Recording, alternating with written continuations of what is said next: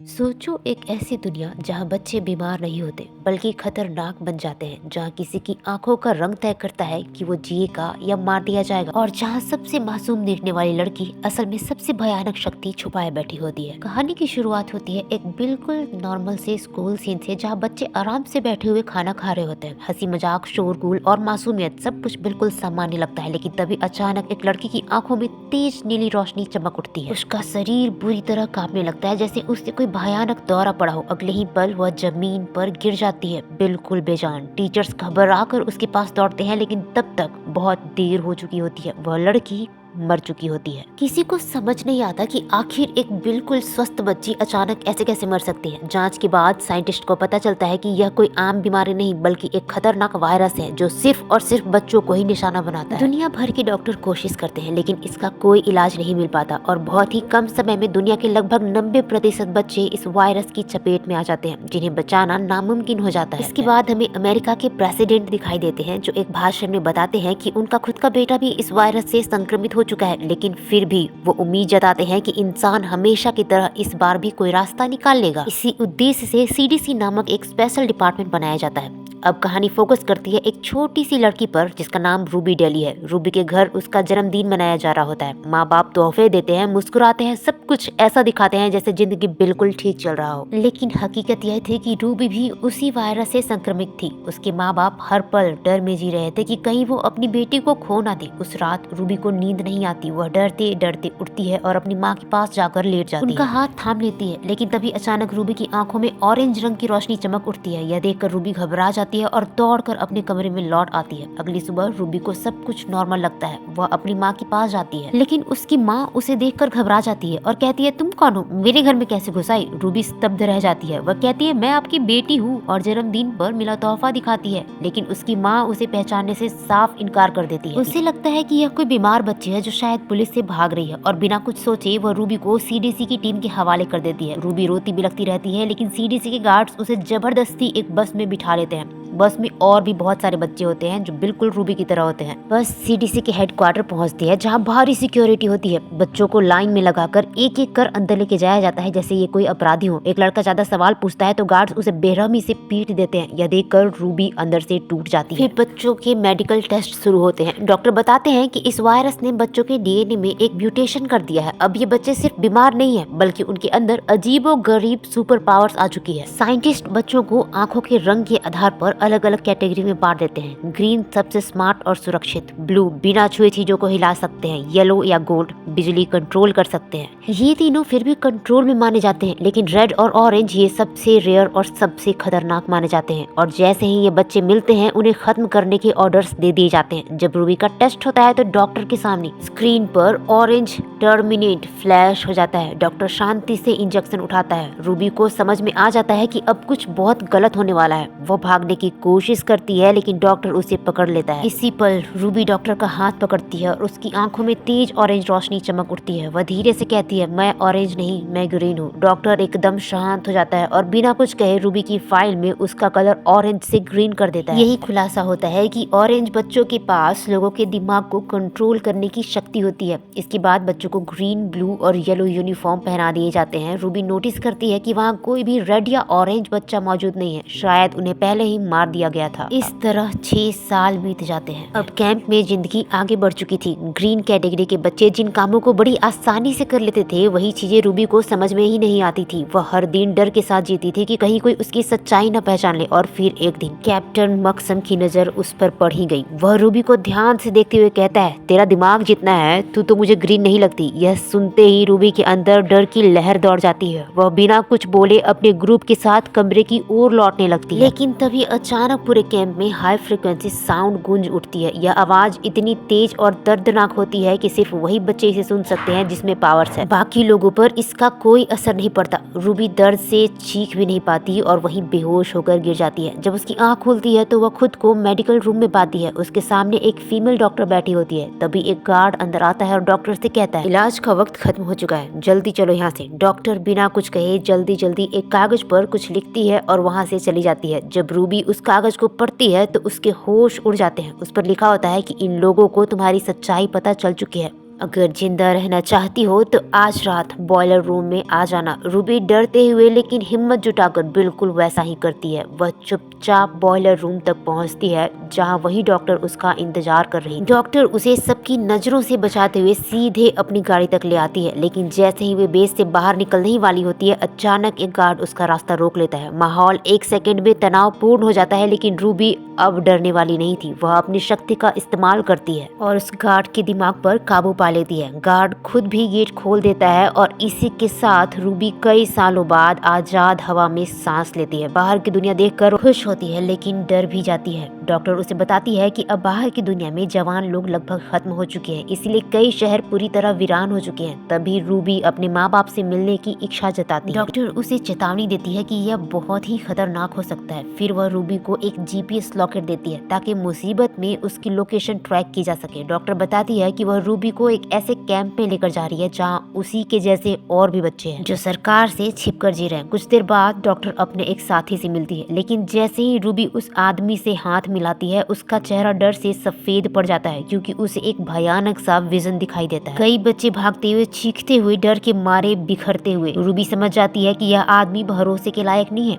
इसके बाद जब रूबी कपड़े बदलने के लिए अंदर जाती है तो उसे वहाँ एक और लड़की दिखाई देती है जो खुद एक गोल्डन होती है, लेकिन जैसे ही वह लड़की रूबी को देखती है वह घबरा जाती है। डर के मारे वह अचानक रूबी पर बिजली का हमला कर देती है और वहाँ से भागकर एक वैन में छुप जाती है। रूबी उसके पीछे जाती है और उसे मदद की गुहार लगाती है। कुछ पल सोचने के बाद वह गोल्डन लड़की वैन का दरवाजा खोल देती है और रूबी को भी अंदर छुपा लेती है। वैन के अंदर दो और लड़के मौजूद होते हैं, लियाम और उसका एक दोस्त। रूबी उनसे झूठ बोल देती है कि वह एक ग्रीन है और कुछ लोग उसका पीछा कर रहे हैं। लियाम उसकी बातों पर भरोसा कर लेता है और उसकी मदद करने को तैयार हो जाता है, लेकिन सच्चाई यह थी कि एक टीम लगातार उनका पीछा कर रही थी और दूसरी तरफ वह डॉक्टर भी उन्हें ढूंढ रही थी। तभी लियाम अपनी ब्लू आई पावर का इस्तेमाल करता है और पीछा कर रही दोनों गाड़ियों को हवा में उछाल कर तबाह कर देता है और इसी के साथ यह ग्रुप किसी तरह वहां से बच निकलता है। कुछ देर बाद वे सभी एक सुनसान सी जगह पर रुकते हैं। यहाँ लियाम के दोस्त के मन में एक सवाल लगातार घूम रहा था। उसका कहना था, अगर रूबी सच में ग्रीन है तो फिर वो ऐसे छुप छुप कर क्यों भाग रही है? ग्रीन बच्चों से तो किसी को डरने की जरूरत ही नहीं होती। रूबी यह सुनकर चुप रह जाती है। वह अपनी सच्चाई जानती थी लेकिन उसे बताने की हिम्मत नहीं कर पा रही थी। आखिरकार वह गुस्से में बोल पड़ती है, अगर तुम लोग मेरी मदद नहीं करना चाहते तो साफ साफ बता दो, मैं यहाँ से चली जाऊंगी।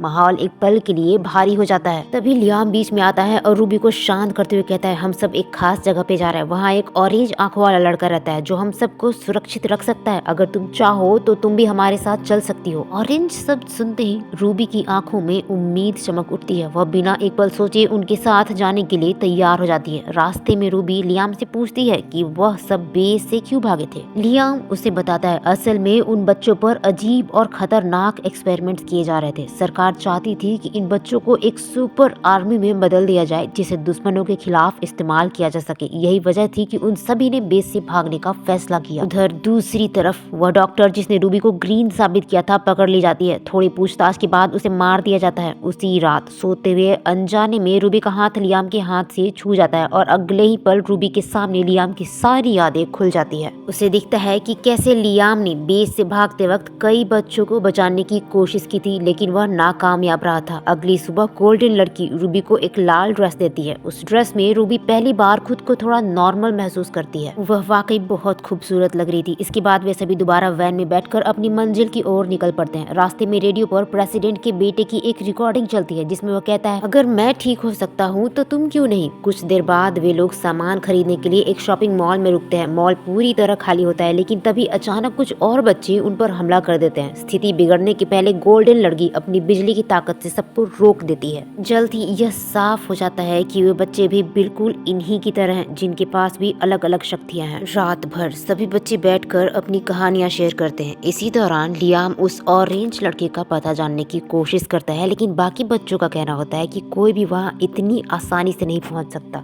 वह जगह बेहद खुफिया है। तभी रूबी चुपचाप एक लड़के के दिमाग पर काबू कर लेती है। वो उससे पता निकलवा लेती है जो एक खास कोड के रूप में होता है। इसके बाद लियाम का दोस्त और रूबी मिलकर उस कोड को समझने लगते हैं। काफी मेहनत के बाद जब कोड सुलझ जाता है तो सब बेहद खुश हो जाते हैं। लेकिन अब सबको सच्चाई समझ में आ चुकी थी कि रूबी ग्रीन नहीं बल्कि ऑरेंज थी। रूबी को डर था कि अब उसके दोस्त उससे डर जाएंगे, लेकिन लियाम कहता है इसमें डरने वाली कोई बात नहीं है। तभी रूबी अपना सबसे बड़ा डर बता देती है कि वह अपनी शक्तियों पर पूरा काबू नहीं रख पाती और अगर गलती से उसने किसी के दिमाग से खेल लिया तो उसकी मौत भी हो सकती है। इसके बावजूद वो सभी आगे बढ़ते रहते हैं, लेकिन थोड़ी ही देर बाद फौजी जैसे कपड़े पहने कुछ बच्चे उन पर हमला कर देते हैं। तभी उनमें से एक लियाम को पहचान लेता है। बातचीत के दौरान लियाम उन्हें बताता है कि वे बस एक सुरक्षित जगह चाहते हैं। यह सुनकर वे बच्चे उन्हें अपने साथ ले जाते हैं और वहां पहुंचकर सच्चाई सामने आती है। वह ऑरेंज लड़का कोई और नहीं बल्कि प्रेसिडेंट का बेटा ही होता है। वह रूबी और उसके दोस्तों को देखकर काफी खुश होता है। वह बताता है कि प्रेसिडेंट ने दुनिया से झूठ बोला था कि वह पूरी तरह से ठीक हो चुका है। असलियत में उस पर लगातार एक्सपेरिमेंट्स किए जा रहे थे। जब कुछ भी काम नहीं आया तो सरकार ने कैंप बनाकर बच्चों को बंद करना शुरू कर दिया। वह रूबी से वादा करता है कि वह उसे अपनी शक्तियों पर काबू पाना सिखाएगा। धीरे धीरे रूबी अपनी शक्तियों को समझने लगती है और उन पर नियंत्रण भी सीखने लगती है। लेकिन एक दिन जब वह बहुत उदास होती है तो वह ऑरेंज लड़का उससे मिलने आता है। वह कहता है सिर्फ एक ऑरेंज ही दूसरे ऑरेंज को समझ सकता है। यह कहते हुए वह रूबी का हाथ पकड़ लेता है, लेकिन ठीक उसी पल लियाम उन्हें देख लेता है। यह नजारा उसे बिल्कुल अच्छा नहीं लगता। उधर ऑरेंज लड़का रूबी की सारी यादें देख चुका होता है। उसे पता चल जाता है कि उस रात रूबी ने अनजाने में अपने माँ बाप की यादें मिटा दी थी। इसी वजह से वे उसे भूल चुके थे। यह देखकर वह लड़का हैरान रह जाता है क्योंकि इतनी ताकत उसके पास भी नहीं थी। अब वह रूबी से यह शक्ति सीखना चाहता था, लेकिन रूबी खुद कहती है कि उसे भी नहीं पता कि वह यह सब कैसे कर पाती है। कुछ देर बाद रूबी की मुलाकात लियाम से होती है। लियाम गुस्से में होता है। उसे लगता है कि वह सब कुछ समझ चुका है। रूबी उसे समझाने की कोशिश करती है और कहती है कि वे दोनों कभी पास नहीं आ सकते क्योंकि उसे डर है कि कहीं वह लियाम के साथ भी वही न कर दे जो उसने अपने माता पिता के साथ किया था। इसके बाद रूबी झील के पास जाती है जहाँ उसकी मुलाकात लियाम के दोस्त से होती है। वह उसे बताता है कि उसे यहाँ भी खुद को सुरक्षित महसूस नहीं हो रहा।